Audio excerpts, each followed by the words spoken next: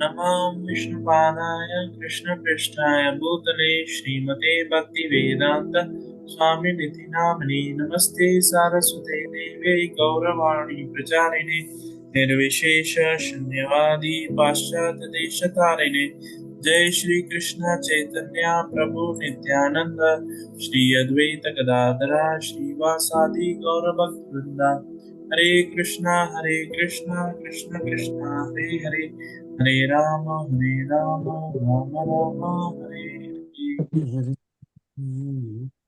Yes, anyone would like to share what we discussed in our last session?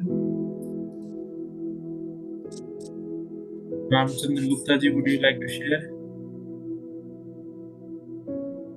We were discussing that real sannyas does not mean renouncing all activities, but doing all the activities, but surrendering the fruits of actions to Lord Krishna.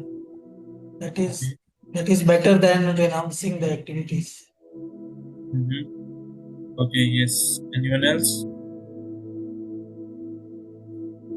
Hare Krishna, Prabhuji. Yes. So, Prabhuji, we in the last session we learned about the role of our mind while practicing yoga. So, we learned that our mind can be a friend also, and if it is a friend, then it elevates us. Or the mind, if it is uncontrolled, then it also degrades us in yoga. And right now, in this material world, our mind is influenced by the objects of the sense organs. So it is very important for us to keep our mind controlled. Otherwise, we will forget Krishna.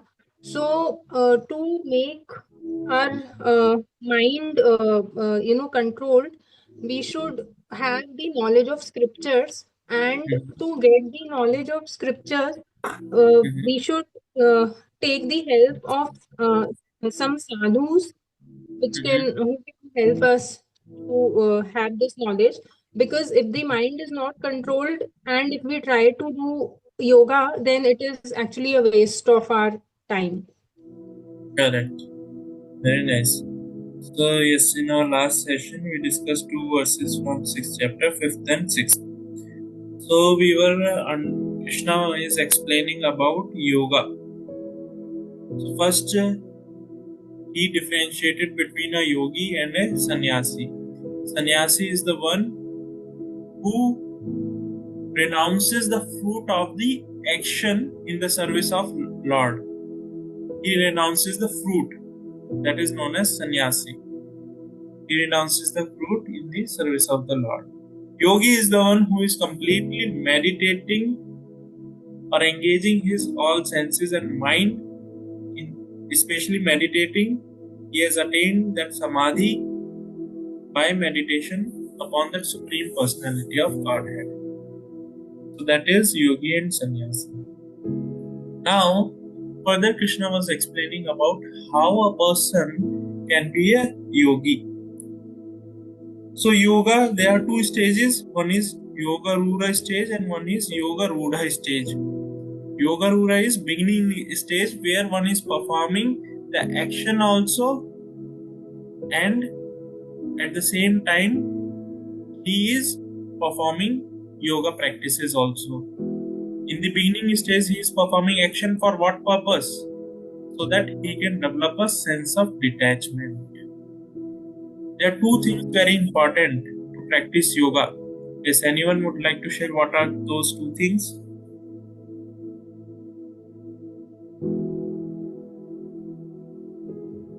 Control of the mind, Prabhuji, and the detachment and renunciation. Yes, detachment, correct. Control of the mind and detachment. So gradually when he learns to detach and engaging his mind in various following rules and regulation and elevating his mind, or engaging his mind, by mind he is making progress or advancement, then he can enter into yoga rudha stage. So in yoga rudha stage, Krishna was explaining about the role of mind. What is the role of mind? That is last session we discussed verse number 5th. and verse number 6. So if mind is controlled, mind is a good friend. Mind is a good friend. If mind is uncontrolled, mind is our enemy. Mind is our enemy. So mind, if it is uncontrolled, it's an enemy and will degrade us rather than elevating ourselves. It will degrade us. Whereas controlled mind will help us to elevate ourselves in the process of yoga. Now, in the verses that we are going to discuss today, verse number 7, 8 and 9, Krishna is going to explain about the symptoms of a person who has a controlled mind. Symptom of a person who has a controlled mind. Just like if a person is suffering from a fever, he will be getting certain symptoms in the form of temperature, weakness, all these will be there, body pain, all different symptoms will be there for different diseases, and those symptoms will help us to diagnose the disease. Same way Krishna is sharing the symptoms here so that we can understand whether a person is having a controlled mind or not. Again, if we see these symptoms, Krishna has shared earlier also in a different way. So here if we see the beauty, the way Krishna is explaining is very nicely. Krishna is presenting on the basis of facts, not just whimsically. Many a times we accept somebody to be great or to be a guru or a sadhu on the basis of certain name, fame, very external, superficial things.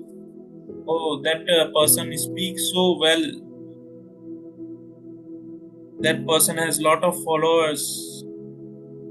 Like that, on those bases, on those grounds, we accept a certain person to be a sadhu or to be a guru, a spiritual master. Whereas Krishna is completely presenting on the basis of symptoms they carry, the symptoms that they have. So I'll pull out the verse number 7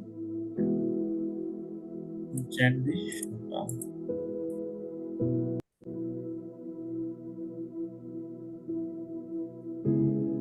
Verse number 7, all of you please join in chanting the shloka.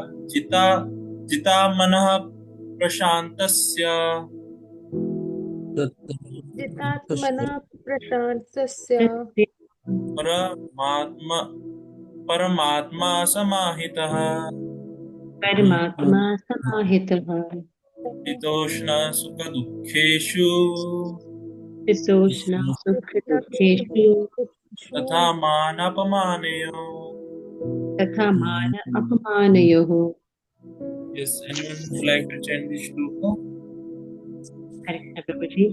Siddhatmana prashantasya paramatma samahitah Shitoshna sukha dukkeshu tatha man apamanayoः. Anyone else? चित्तात्मना प्रशान्तस्य परमात्मा समाहितः शीतोष्ण सुख दुखेषु तथा मानापमानः अपमानयोः. Wonderful. Yes, anyone else?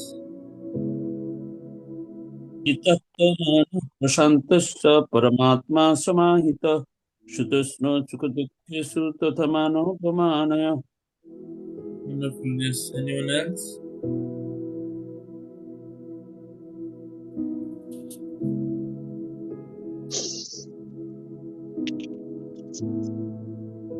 जिता मनः प्रसन्नतस्य परमात्मा समाहितः स्थितोऽस्न सुखः दुःसादेषु तथा मान अपमानयोः. It's beautiful. Anyone else?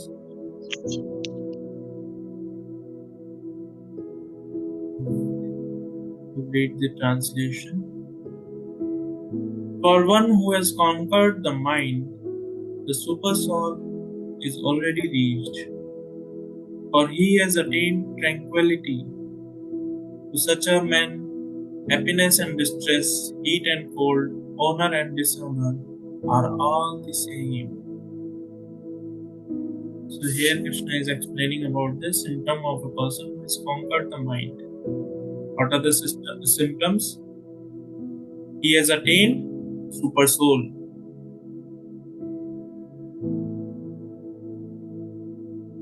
He has attained the samahita, tranquility.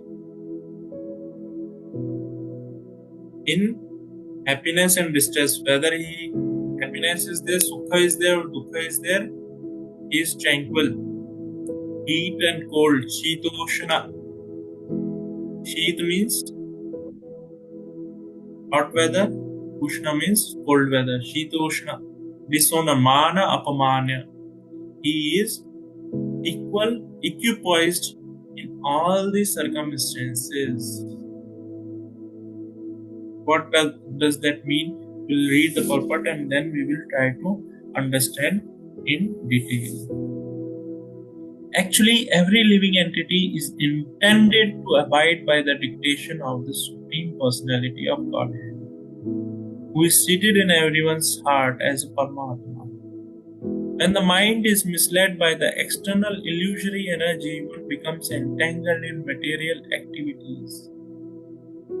Therefore, as soon as one's mind is controlled through one of the yoga system, one is to be considered as having already reached the destination. One has to abide by superior dictation.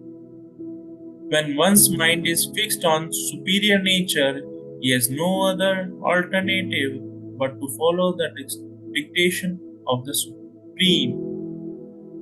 The mind must admit some superior dictation and follow it. The effect of controlling the mind is that one automatically follows the dictation of the Paramatma or Super Soul. Because this transcendental position is at once achieved by one who is in Krishna consciousness, the devotee of the Lord is unaffected by the dualities of material existence, namely distress and happiness, cold and heat, etc. The state is practical samadhi or absorption in the Supreme. So very concise and very nice purport Prabhupada has written here. So if we see, in the contrast to modern days, where each one of us, even the generation which is coming up, want to be very independent in all ways and terms and means. They want to exercise their independence irrespective of the situation, in the name of it is my right to exercise independence. I am free to do whatever I want to do. Few days back, New Year was there, so on the day of New Year, lakhs and lakhs of youth, they were completely immersed in drinking liquor. They lost all their composure, control over themselves. Many of you might have seen some news or videos like that, especially in metro cities, Bangalore, Delhi, and other parts of India, where in the right of independence, they indulge in all such intoxicant. And what happened? Some of them, few, not some, very, very few, they fought with their own person, friend,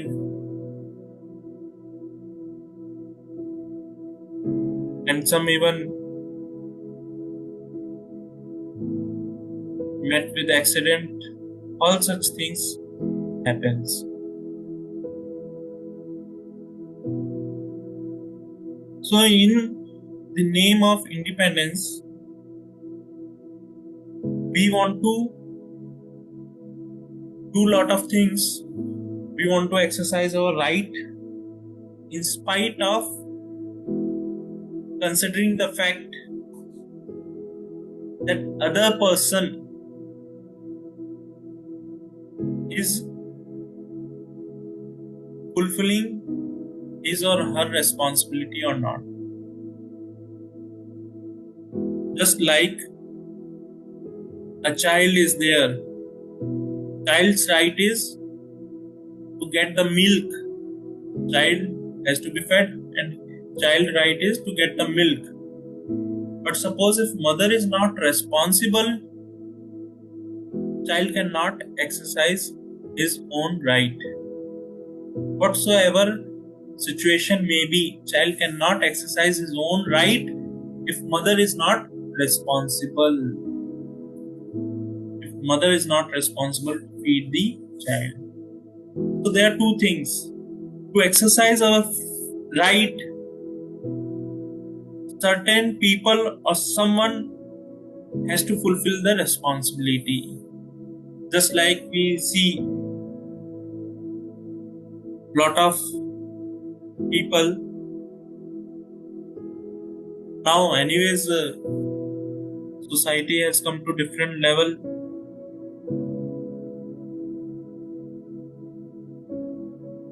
Last 2 years back or something like that, there was a news. A mother killed her own son, a year or 2-year-old son, so that she can make progress in her own career. She can make progress in her own career. She killed her own son. So that small kid has a right to live, but that right is taken away by an irresponsible mother. Same way, in metro cities, especially in Delhi, which is known as capital city for rape or something like that, rapist or whatever.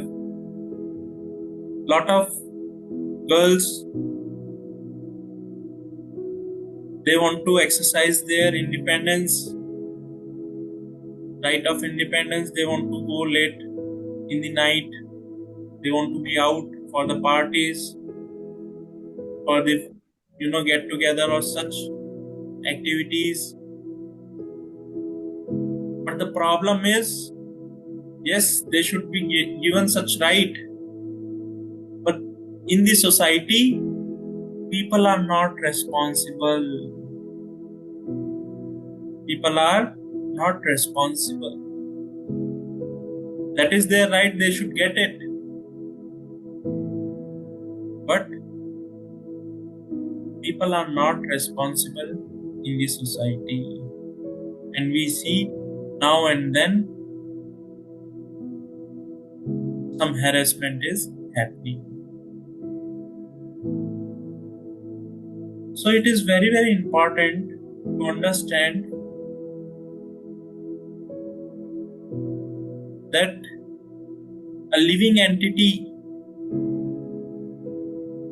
can exercise his or her right only when other person is responsible.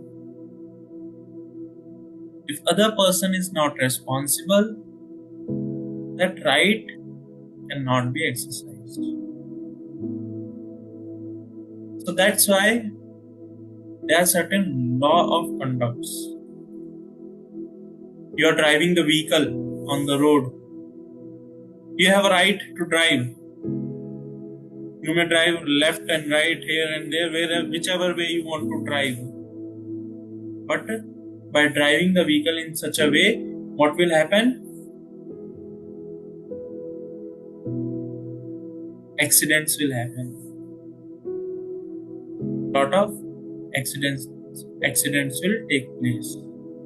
To stop that, government has introduced certain laws, certain rules and regulations, that while taking right or left, you have to give indicator.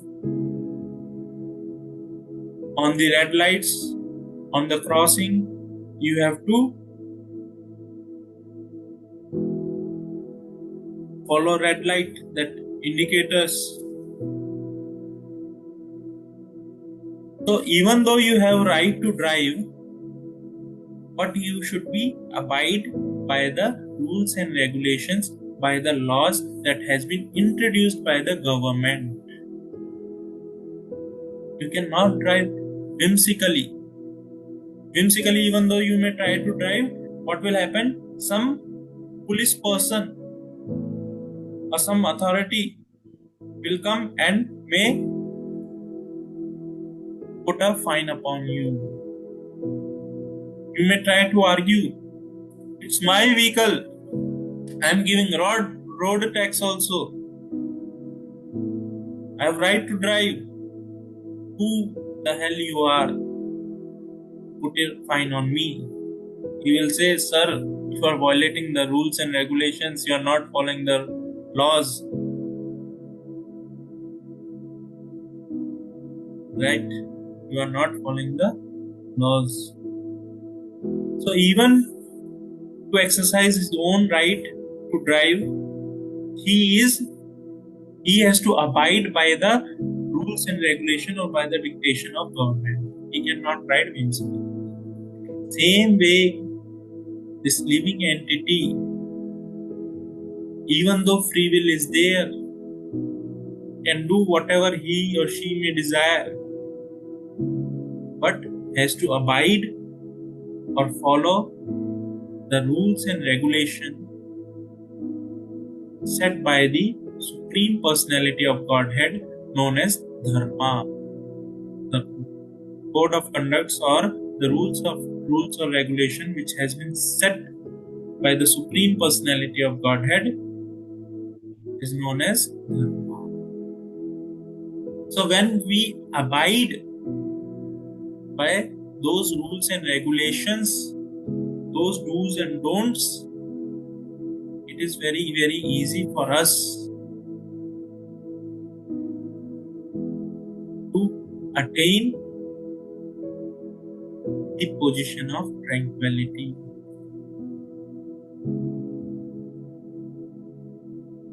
It is very, very easy for us.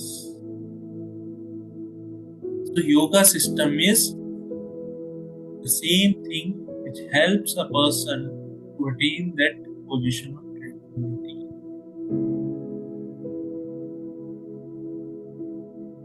So we are not free from the rules and regulations. We cannot act whimsically.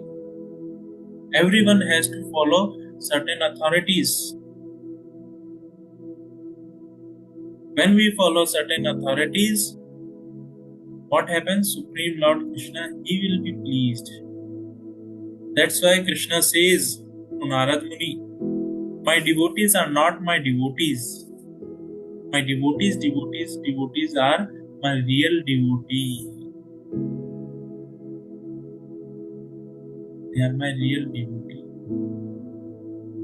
So when we follow those set of instructions, Vedic injunctions, what happens? We make advancement. And our mind will come under control. Otherwise, this mind will take us for a ride. Just like driver is there. If driver is not in control, what will happen? Driver may take you wherever he may desire or he may wish. He may take you to his own home, right? So it's very important that the driver is under the control. And how the driver can be under the control? When he is following, the driver is following his authority. So same way, how we can control? We think I can control my own mind. I can control my mind by my own efforts. No, it is not possible. It is not possible. By doing so, we are cheating our own self. Our mind is cheating our own self. That's why in this spiritual life, it is very important to surrender. When we surrender to a bona fide spiritual master, means what? No one wants to surrender, right? Who wants restrictions or who want to give up his independence? No one wants. No one means our mind doesn't want.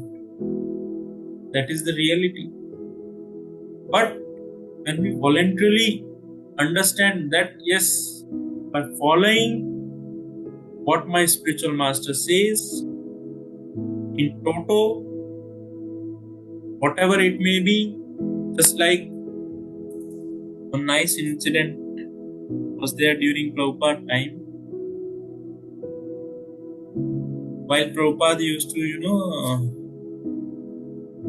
travel at airport, lot of people when he is traveling, because he became so famous, lot of people knew him, lot of disciples are there. So at airport, lot of people came to receive him. So what happened? When he came, he addressed the public for a while, and everyone paid the obeisances at the end of, like we chant Prema Dhvani, is known as Prema Dhvani. So they paid the obeisance. So one person, he was standing, he was not paying the obeisance. So Prabhupada asked, why are you not paying the obeisance? He said, I don't feel so. I don't feel so. I don't feel paying obeisance. So that's why I'm not paying. Prabhupada said, first you do, then you will feel. First you do, then you will feel. So same way, spiritual life is about first, when we surrender, especially sometimes it becomes very difficult to surrender, to lose that independence. It's very tough. But when we surrender, you will experience the reciprocation of the Lord. You will experience that. How Lord is personally helping you. And that is what happened with Arjuna. When Arjuna, he was speaking,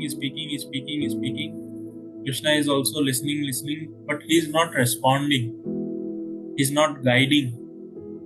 If you see, entire first chapter is like that. Krishna is speaking. Arjuna is speaking, and Krishna is just hearing. The moment Arjuna surrendered, Shishyastam ham sadimam tam ham prapannam. I take your shelter as a disciple. I surrender unto you. Very next verse onwards, Krishna started guiding him. Very next verse onwards. So this is the key principle in the spiritual life, surrender. And by doing so, by following the instructions of the authorities, even though it may look averse to us, But by doing so, what happens? We develop that Vyavasaya Atmika Buddhi, by which we can go back to Godhead so easily. By which our mind is tamed. Our mind is in control. And when mind is in control, you will see the Paramatma who is seated in your heart will start guiding you. The more we are surrendered, the more you will see the reciprocation from that Supreme Personality of Godhead.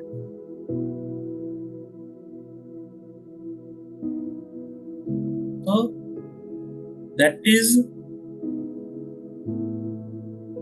how a person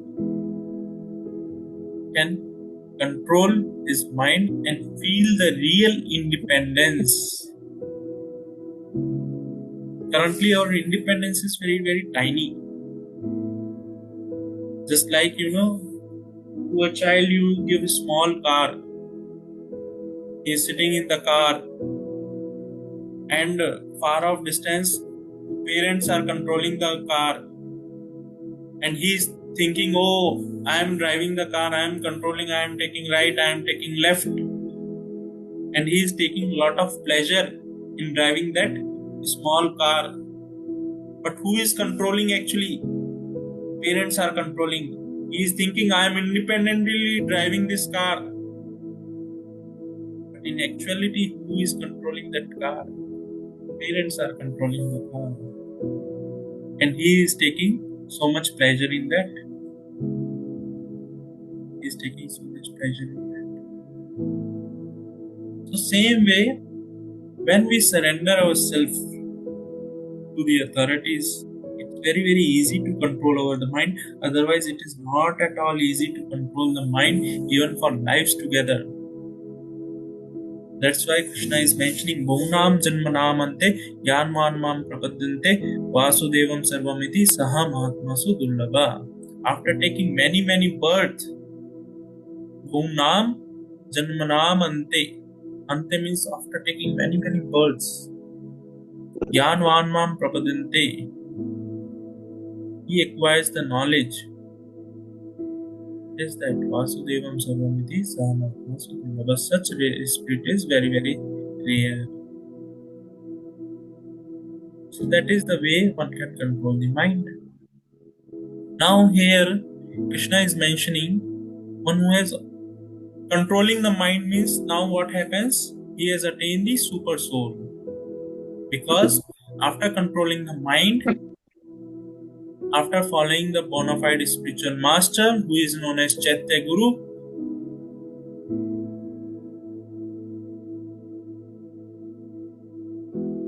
Krishna who is after taking a shelter of a bona fide spiritual master, following his instructions, when one controls his mind, get a control over his mind, gradually Krishna who is seated in our heart as a Paramatma, who is also known as Chaitya Guru, he starts guiding.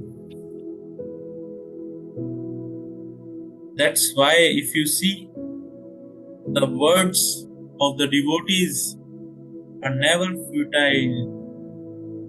The more the advanced is the devotees, the more their words have the empowerment. That's why Krishna is asking Arjuna that you declare boldly to the entire world. What? Kaunteya pratijanihi name bhakta pranashyati, that my devotees will never perish. You declare to the entire world. That's why devotees' words are so powerful. So powerful. Now, second thing is happiness and distress, heat and cold, honor and dishonor are all same. How do we understand this thing? A person experiences happiness and distress in his life, heat and cold, weather is changing, it's cold now, honor and dishonor, all are same for him. For whom? for the person who has controlled over his mind, who has conquered his mind. For him, all these things are same. How?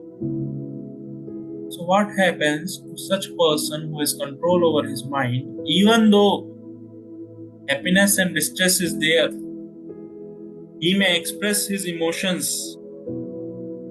He may express his emotions.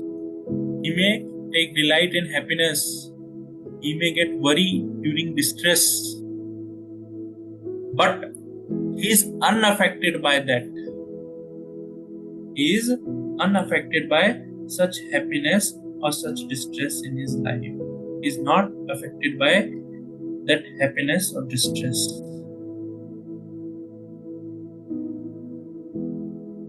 He is not affected by that happiness or distress.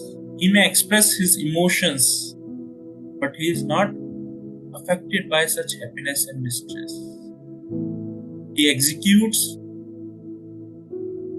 his devotional service in spite of the situations. He is dutiful. When we say devotion, devotion means what? He is dutiful towards his service to the Supreme Lord. He is dutiful towards the service, to offer his service to the Supreme Lord. In spite of the situation, he will perform his devotional service. That is what he is unaffected by such happiness and distress. No doubt he will experience that happiness or distress. He may go through that emotional break or something like that. But he will execute his devotional service without any such situations. He will, in spite of such situations, he will execute the devotional service. Like that, he continues his devotional service. Just like in second chapter also, Krishna mentioned about this heat and cold. In purport, Prabhupada mentioned that how a mother, in spite of summer season is so hot, in spite of that, she is preparing a meal or cooking the food for her child. Same way, in spite of heat or cold, a person or a devotee executes his devotional service for the pleasure of that Supreme Personality of Godhead. That's how a person come out of the duality of material existence. Is unaffected by such dualities. Many a times it happens when cold is there or hot is there, heat is there, we tend to, oh, it's not possible. Just like Prabhupada, if we see his example, in 1970s when he came to Prayagraj for the Kumbh,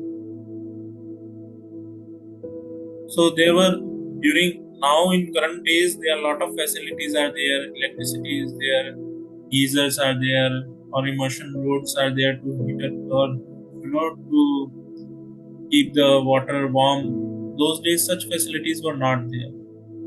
So he directly used to take cold water bath 4 o'clock in the morning.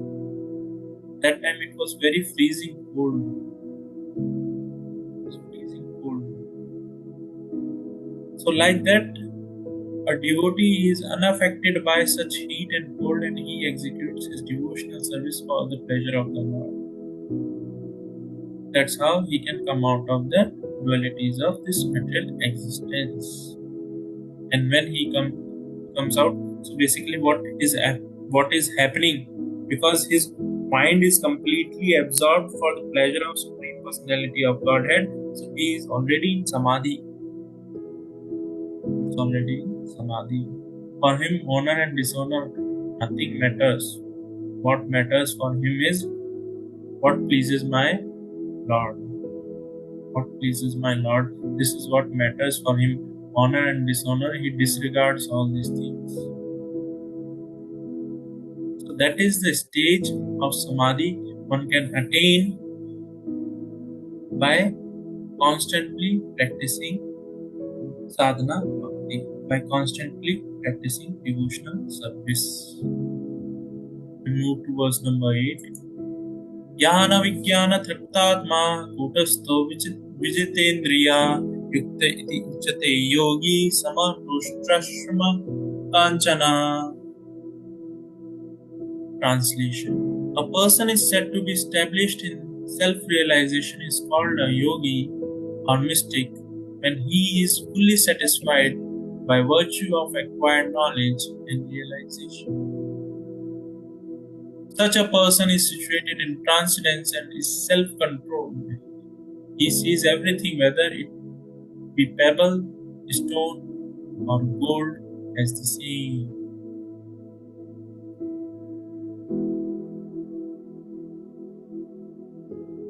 So a person who is Triptatma, who is satisfied within his own self, that person is called to be a yogi. Is not satisfied or not taking pleasure or taking satisfaction outside of him. Is not taking pleasure outside of him. Oh, if I'll get rasgulla, then I'll be satisfied, I'll be happy, I'll be pleased. No. Is satisfied with whatever is there, is satisfied with that. He is indifferent to the external situations. Is indifferent to that.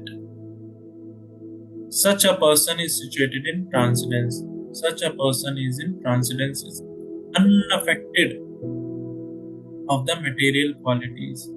Is completely in control. Is full control over himself. So we'll read the purport, then we'll understand more in detail. Book knowledge without realization of the supreme truth is useless. This is as stated as follows. Atha Shri Krishna Namadi na bhavet graham indriya sevan mukhe hi jivado swan eva spruti adam. No one can understand the transcendental nature of the name, form, quality, and pastime of Shri Krishna through his materially contaminated senses.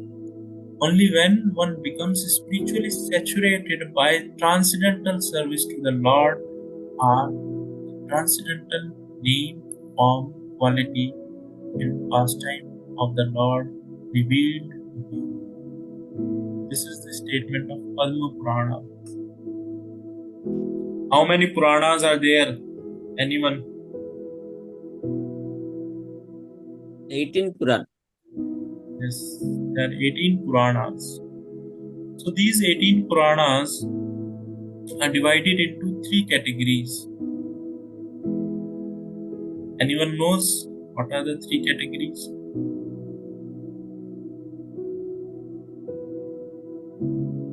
So these Puranas are divided into 3 categories on the basis of the gunas. There are 3 gunas: Satoguna, Rajoguna, and Tamoguna. Satoguna, mode of goodness, mode of passion, mode of ignorance. These Puranas are divided accordingly. A person who is situated in which guna, by following certain Puranas, he can elevate himself gradually. Just like this Padma Purana is in Satoguna. Markandeya Purana is there in Tamoguna. So like that, different Puranas are in different gunas. Those people who are attached to eating non-veg or eating flesh, by following the injunctions of Puranas, especially they are Puranas, in Markandeya Purana only it is mentioned about people who can eat non-veg and how they can eat non-veg.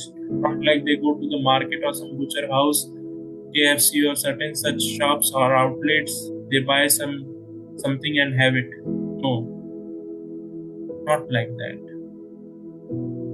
As per the scriptures, they have to they themselves have to kill that person. Sorry, not person. That goat. Only goat is permitted. Only goat is permitted. On the Amavasya night,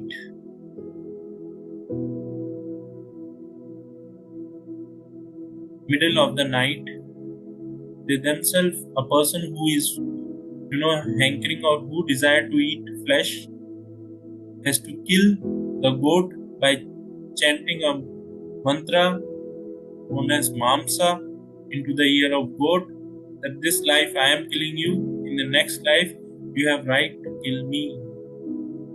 So immediately that goat also attains the human form of life, and that person satisfies his tongue by eating the flesh of the goat after offering to goddess Kali.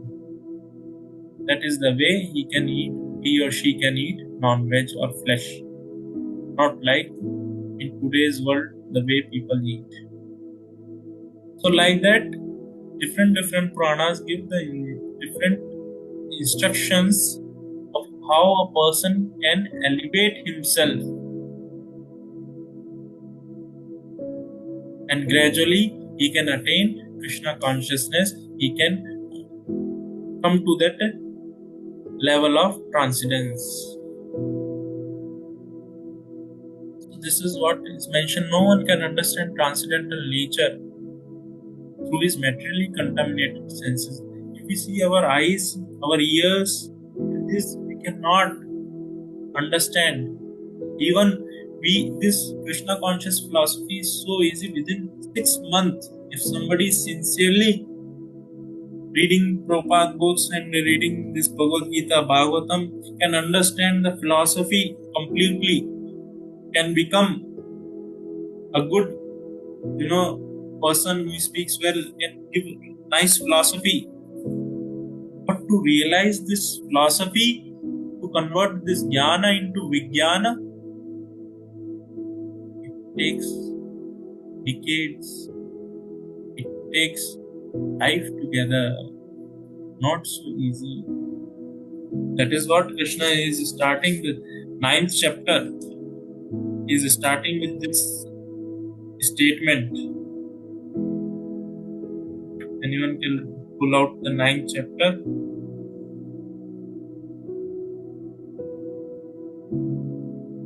And read the first verse. Yes. Idam tu te gujjatamam Prabhakshami prabhakshami anusuyave jnana vijnana sahitam yagyatva mokshase subhat. Jnana vijnana sahitam. Sahitam means along with knowledge, and vijnana means what? Realization of knowledge. Sahitam, along with that, yat gyatva mokshase subhat. Then only person can be released from this material existence. Relieved of the miseries of material existence. Jnana vijnana sahitam. Not jnana alone cannot help. So how do we get vijnana? This jnana we are getting through this reading Bhagavad Gita, through this session. We are acquiring the knowledge. But how to transform that jnana into vijnana?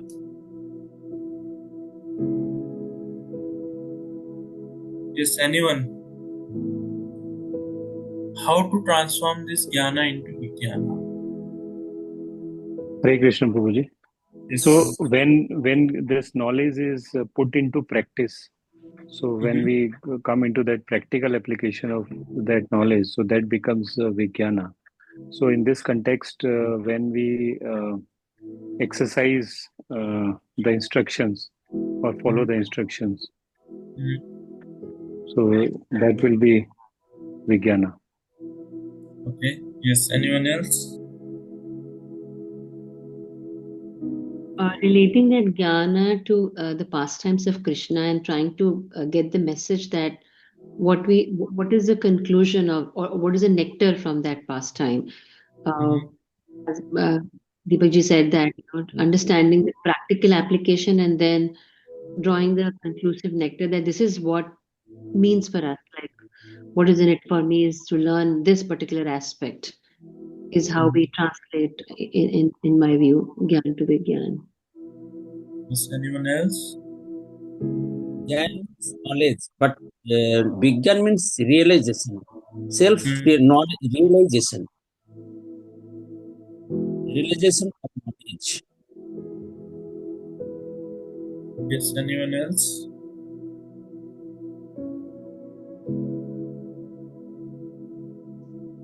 So, converting this jnana into vijnana is not easy. Even we read this Bhagavad Gita 100 times, it's not possible. Whatsoever we may do, it's not possible to convert the jnana into vijnana so easily. How a person can convert jnana into vijnana is by serving a bona fide spiritual master. That is the only way one can convert jnana into vijnana. That is the only way. How?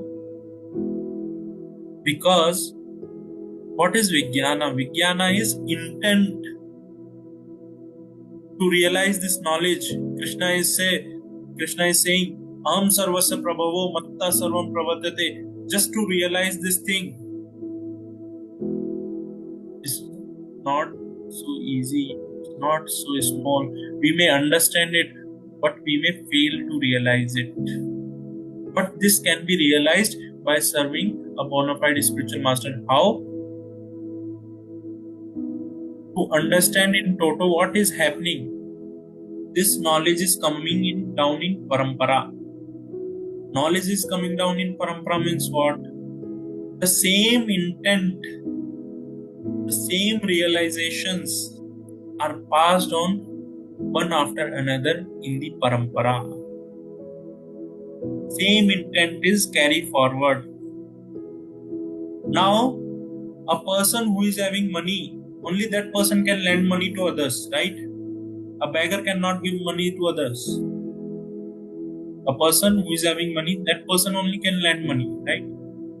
Same way, a person who has realized this knowledge, this is what Krishna is mentioning in the 4th chapter. Can somebody open the 4th chapter? Yes. 4th chapter, verse number 34. 34? No, not 34. I think 14 verse. तद्विद्धि परिपातेन परिप्रश्नेन सेवया उपदेक्ष्यन्ति ते ज्ञानं ज्ञानिना तत्वदर्शिना. Yes. Is the 4th verse number? 34. 34. Huh? 34. Yeah. 32. So can you please read out the translation? Just try to learn the truth by approaching a spiritual master, inquire from him submissively and render service unto him. The self-realized soul can impart knowledge unto you because he has seen the truth. Tattva Darshana, because he has seen the truth. The self-realized person has seen the truth. So only he can give that truth. Only he can give you the Vijnana. No other person. Krishna himself is declaring this thing. How he can give?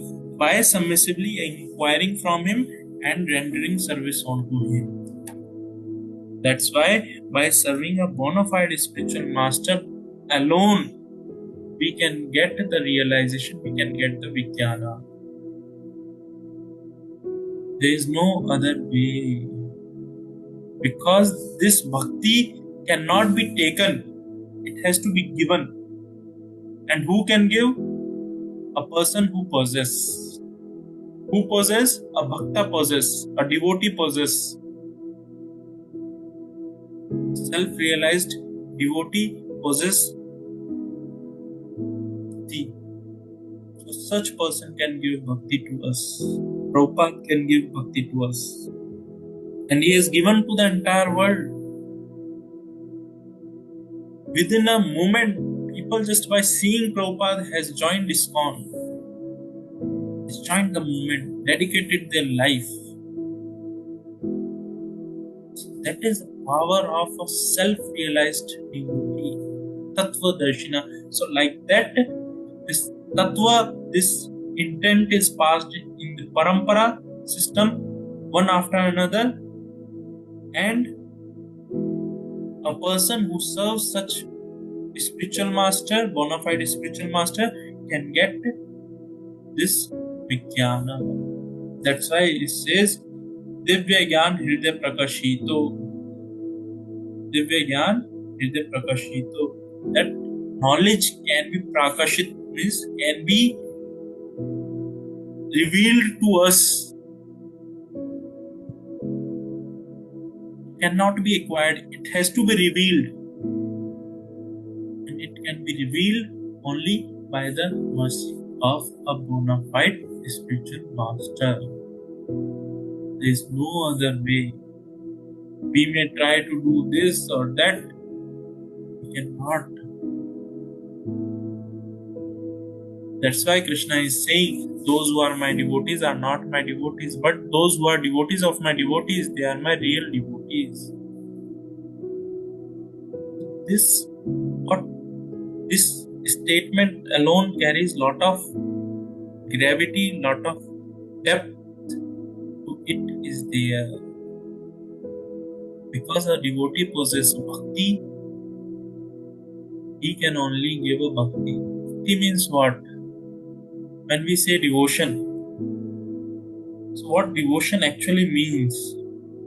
Very nicely it was shared by the teachings of Prabhupada. It was summarized in different elements, angas of devotion are there. We say bhakti, devotion. So what are those elements? Different elements.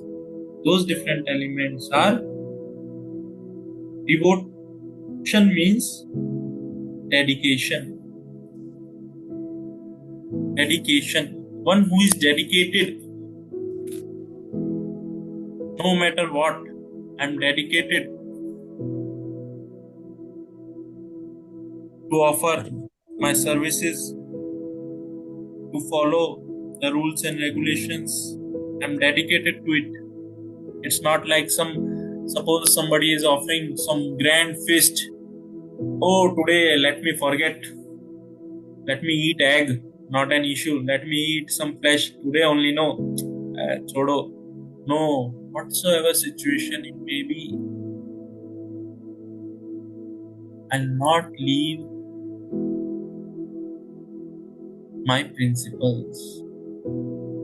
Dedicatedly, I'll follow and I'll offer my service to the Lord. That is one of the anga of devotion. Second is, we are dutiful.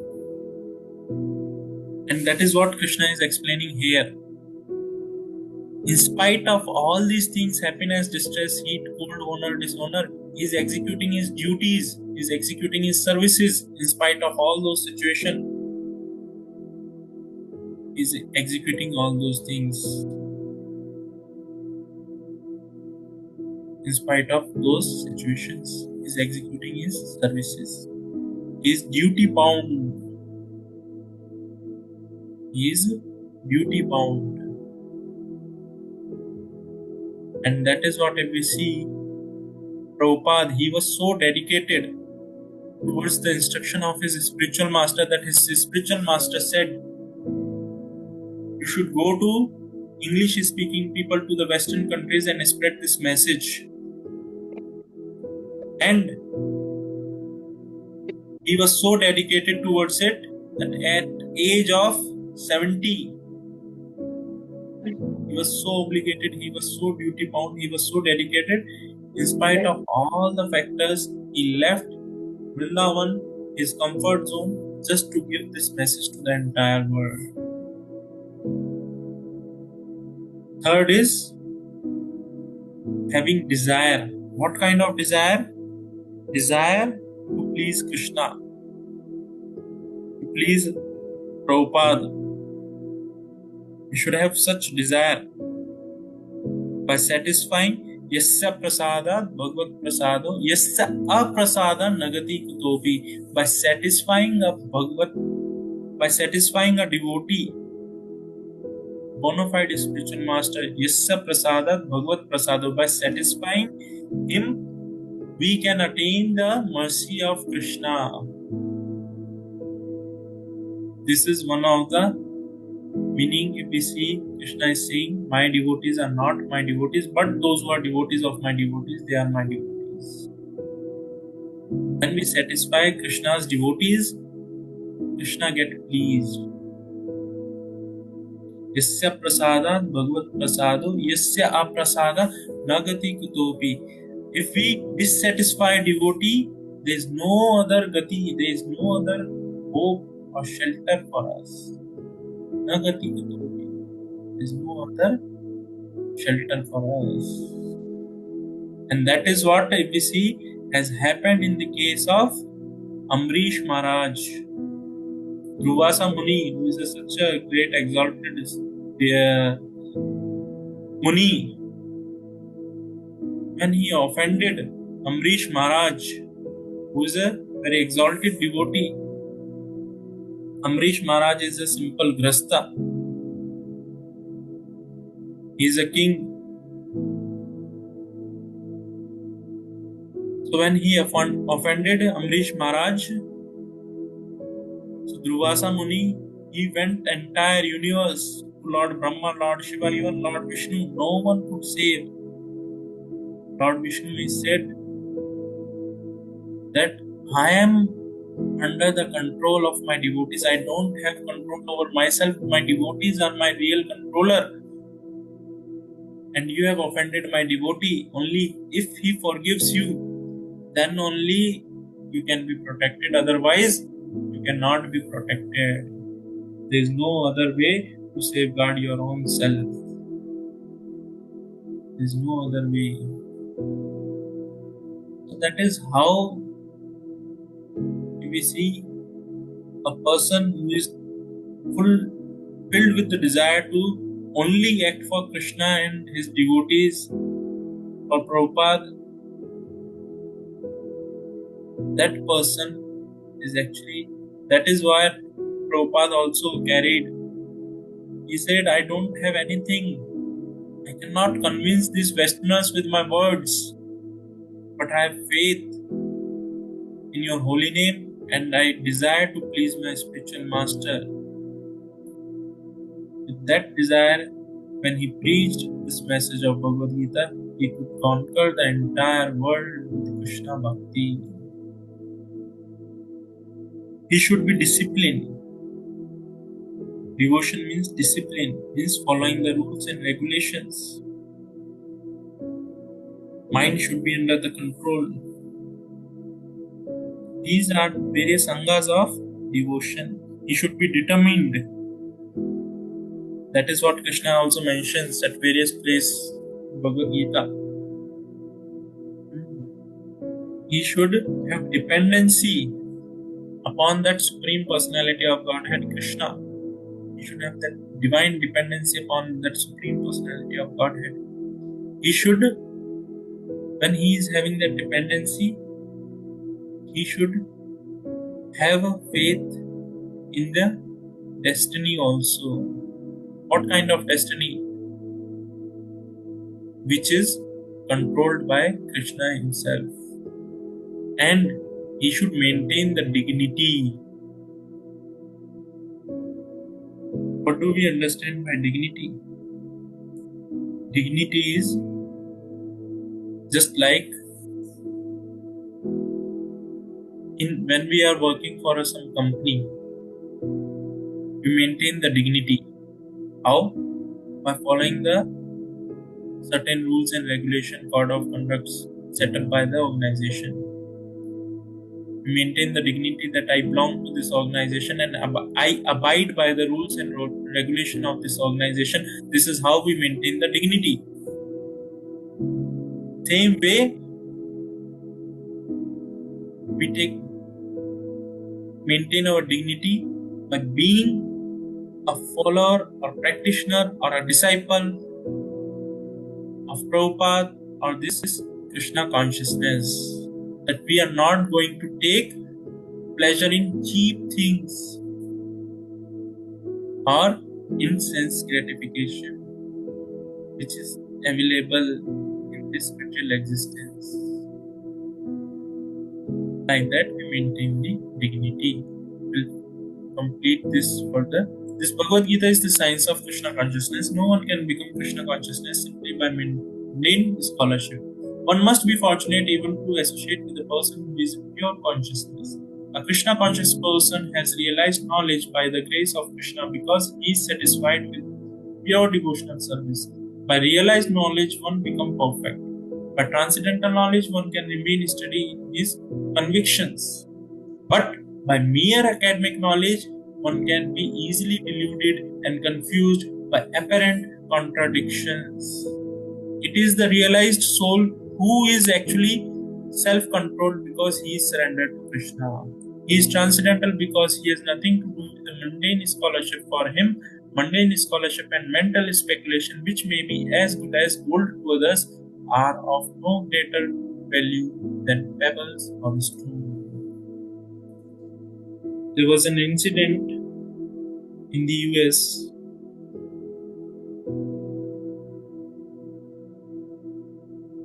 One of the disciples, he went for preaching, distributing books. So he met a Sanskrit scholar. And that Sanskrit scholar, he has, read various itihasas, various scriptures of Indian philosophy. And he was in some esteemed university of US.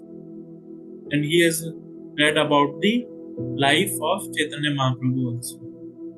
So while this devotee was preaching, when he came to know about all these things, so he was very delighted. Oh, this person knows about Chaitanya Mahaprabhu.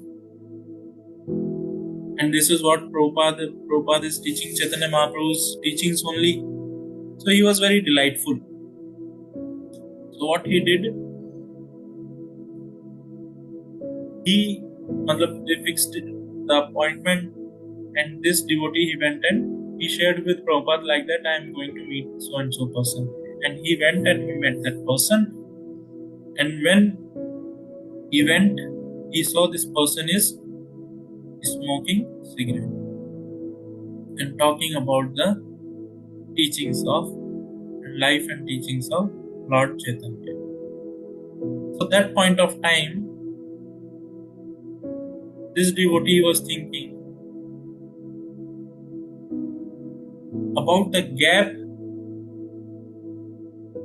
between the teachings of Prabhupada and of a person who is very scholar, is a Sanskrit scholar. About these things, he could see the gap. That how Prabhupada not only following the teachings, he is implementing, and with those teachings is transforming the world. Whereas this scholar, he is aware of everything, but he is not following. Means he is not convinced. He is not convinced. He doesn't understood the teachings. That is the difference. So even a scholar, he may be PhD, he may be so and so MBA, this or that. He cannot acquire this knowledge just by his academic or scholarship qualifications. This knowledge has to be given, but this knowledge can be given only by transcendental method. That is by serving a bona fide spiritual master. And when that bona fide spiritual master is served and pleased, this knowledge will be revealed to us. This knowledge will be revealed to us. We move to the next verse. Struhin mitrati udashina madhyastadevesha bandhusu sadhusva api cha papeshu samabuddhir vishishyate. Translation: a person is said to be still further advanced when he regards all the honest well-wishers, friends, enemies, the envious, the pious, the sinners, and those who are indifferent and impartial with an equal mind. Very important thing to understand. As we are living in this world where we are dealing with people, lot of people around us, somebody is our well-wisher, somebody is our friend, somebody our spouse, some colleagues, friends, enemies, different people we are dealing every day-to-day basis. And with different people, the way we act and react is different. Somebody we are treating very nicely, somebody we are just disregarding, not even concerned, somebody we are fighting. Like that, different ways we are dealing with different people. Whereas Krishna is mentioning here, a person will be considered to be the advanced when he regards all enemies, well-wisher, friends, envious, sinner, pious people, everyone to be the same. He is dealing with equal mind. He is not impartial. He is equal to everyone. How? So if we understand, it is very deep statement. A person who is fully equipped with the knowledge, only that person can act in this manner. Then only he can act in this manner. Otherwise, it is not possible. How? Let us understand through an example. Suppose you are there in your college or school times, you must have performed drama, various skits of drama. Now life is performing drama with you. You must have performed drama in the school or colleges. So in those drama, we take up certain roles. Some suppose 4 or 5 people are there. They take up different role. Somebody may be a hero or a villain.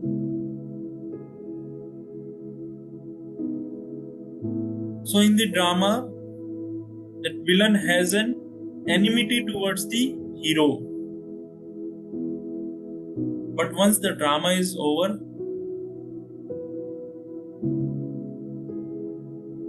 both that hero and villain, the role they were playing, in actual, they are very best friend. In reality, they were very best friend, very close to each other. So once drama is closed, what is happening? They are best friends now.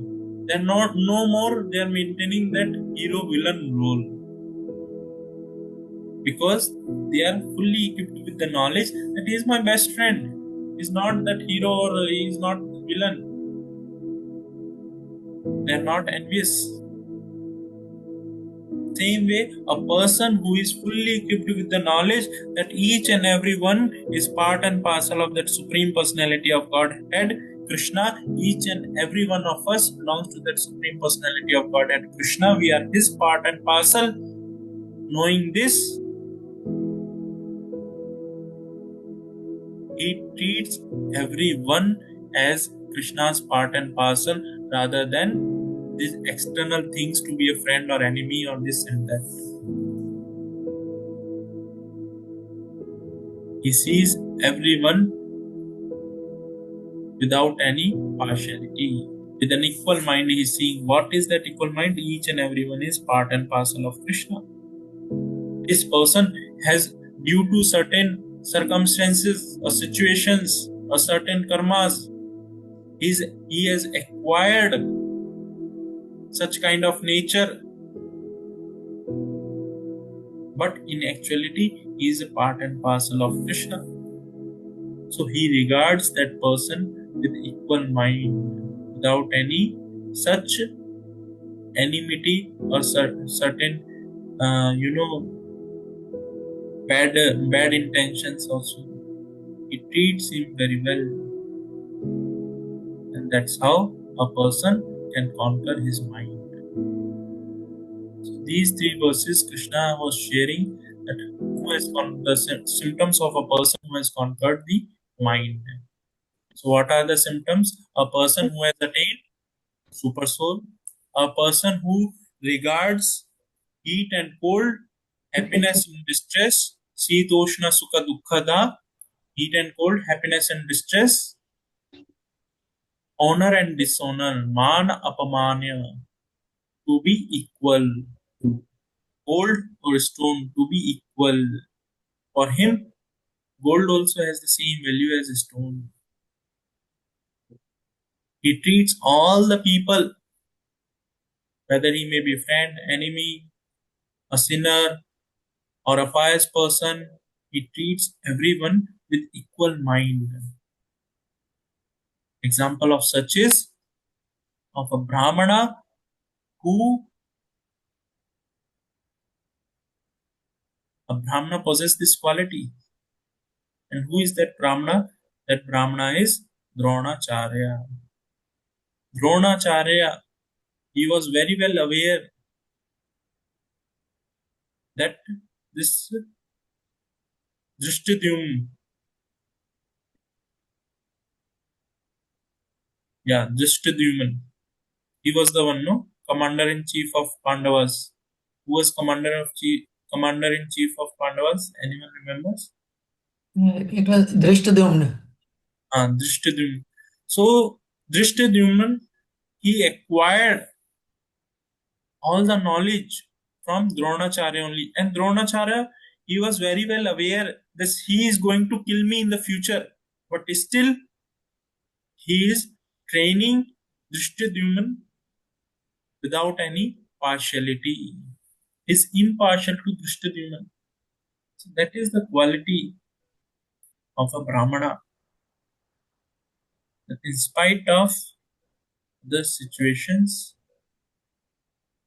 he is treating Drishtadyumna with equality. He is not considering Drishtadyumna to be an enemy. He is training with wholeheartedly. He is training Drishtadyumna. So just imagine in our day-to-day life, there is a long way to go. We should come to that level where we can treat people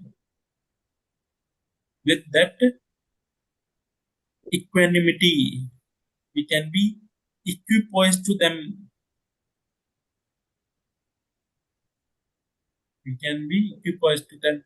Even though a person may be thinking ill of us, he may not be treating us well. He may be thinking ill of us, but still we should not treat him in the same manner.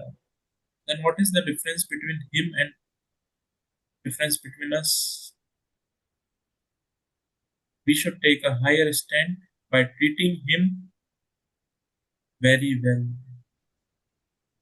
by treating him with all great respect, with due respect.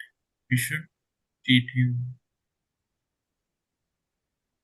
That's how actually India or this Bharatvarsh has conquered the nations or expanded the boundaries in the past. That's how it has happened.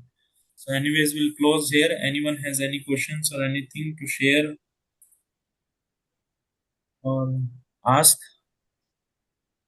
Any questions? Prabhuji, as you rightly said, it is so difficult actually, right? We often start thinking that we have to treat people with respect who are thinking ill about us, but the mind goes out of control and it's very, very difficult. I mean, are there any practical tips when something happens like that? I mean, I had started chanting when something bad happens at my office actually. So I feel like, I will control myself and silently I'm chanting. So it's like, I have control on at least the words I utter in front of that person. But I feel it is a very, very difficult thing to control in this Kali Yuga. Yes, it's not so easy, but how we do it is, it comes with the practice. Overnight, things won't be so easy, especially when somebody is, talking so much ill about us and doing bad thing to us, especially a lot of politics happen in the organizations and companies. So how do we deal with such situation is we should sit and we should make or you should we should introspect how, okay, if this person acts like this, my reaction to this situation will be like this. Just try to think about it, do some homework. How? By thinking what will be my reaction, what will be my next reaction to it. So when you are imagining in your mind, so when such things or such incidents are happening, you are able to handle the situation nicely. Suppose today something has happened, someone has treated you very badly. So go and sit at your place, have a calmness in your mind, just see the situation in unbiased way and try to analyze the entire situation, and then think how I could have behaved well or behaved better. What could have been my response to such certain person or certain situation, so that he is also not offended, even though he has done something bad to me. I am also not feeling offended by his action. So when we think like that, what will happen? You will see from his point of view, you will see from your point of view, and you will understand, okay, he has done some mistake. No worries, whatever he has done, let me forgive him. Forgiving is very, very important. So whatever he has done, just let it forget. And what is in my part? What is that I can do to make the situation better or to deal with the situation in more efficient way? So like that, what happens when similar situation you may encounter in the future will not get disturbed, will not get disturbed. So like that, we have to train our mind thinking. Just like I remember, when I used to see people doing certain things, uh, like treating someone in a ill manner or a bad way, I used to immediately think, I'm not going to do the same way. If some junior to me or some senior to me is there, I'm not going to react in the same way. How I will react? I will react in this and this way. I will not react in this way. So, like that, this is one practical tip, or very nice tip, or nice way of dealing with this situation or with the people around us. So, like that, if you start doing, because see, everything takes time and efforts. We may think, oh, without putting efforts, I can get something. Not possible. You have to put endeavors, you have to put efforts if you want to be a better person. Just like, if you see the trees which bears various nuts like almond, walnut, such nuts, dry fruits, those trees take a lot of time to bear the fruit or nut. Whereas other trees, every 3 months or 6 months, they bear the fruits, or annually they bear the fruit. These dry fruits, if you see their trees, it takes so many years. Some trees take decades together just to get such expensive or rare or such expensive fruits. So we have to decide where I want to see my own self. I want to be an ordinary fruit, or I want to be some rare or expensive fruit. So for that, time is time and effort. These two, three things are the cost. Just like if you see saffron is there, very costly. How much effort is required to grow the saffron? So much, integrities are there, so much delicate. It is so delicate, one has to take care of that saffron plant as though you are taking care of a child. That way you have to put the endeavors and efforts. to grow just saffron. So like that, just to think to grow our own self, how much endeavors and efforts or time we should invest or we should put on our own self so that we can be a better person. So that is what is required. So this Thank you. will help you. Thank you. Any other question? Okay. So with this, we'll close here.